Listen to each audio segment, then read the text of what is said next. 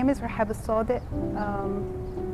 Pattern language is the work we're seeing in women and their work. It's the third part of a conceptual research I have been doing since years. Started in a big medium gallery in Austin. With the Memory Palace show was more autobiographical. And the second one was in Bryzer's Art and Letters Gallery. And this was more about belonging, seeing it not from my perspective only, but also from the perspective of other people, which brought me to the pattern language. And I wanted to show how buildings can be as representing the authorities and how we have more a hand to shape all of these authorities and how we perceive things, because the architectural, like let's say in a church or a mosque, is really huge, and it's huge for a reason. So when people enter the space, the first thing they will see, either towers or houses. The houses are small, but you can go under them and walk through them. While the houses are centered in the middle, there is a back of cityscape that's coming from different architectural, can be governmental. Those are layered as a cityscape in order to give a feeling of perspective. The tower that is standing on legs, towers are always pointy out for you to kind of see that you are coming to a city or a town.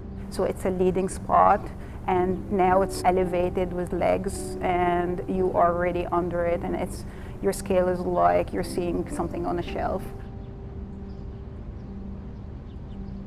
Architecture is important in this work. It's important in my work since a while, and I believe because of how psychologically it plays with the viewer. While the human body is moving around the work, it's important for the work because it's meant to be for people to experience.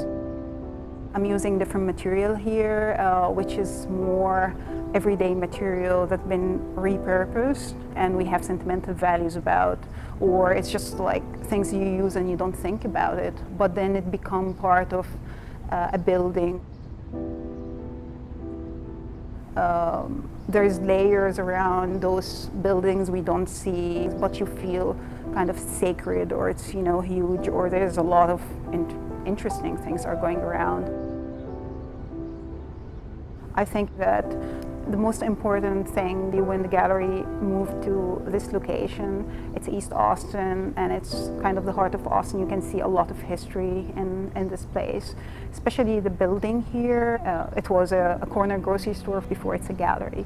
So those objects and the doors we kept, and the doors are now like an introduction for the show, linking this part of the history of the space to the work. With pattern language, it's like 2 years process. So while I was working, I discovered that the work needs something like an element, the changing element. There's layers of these histories that are immigration, communication, language. It's a lot of issues that I feel like it's all connected because we all live under the same roof. I think more about what people are going to take away. This work is a humble change. So the thing is more like we all don't have to touch on specific things to feel it.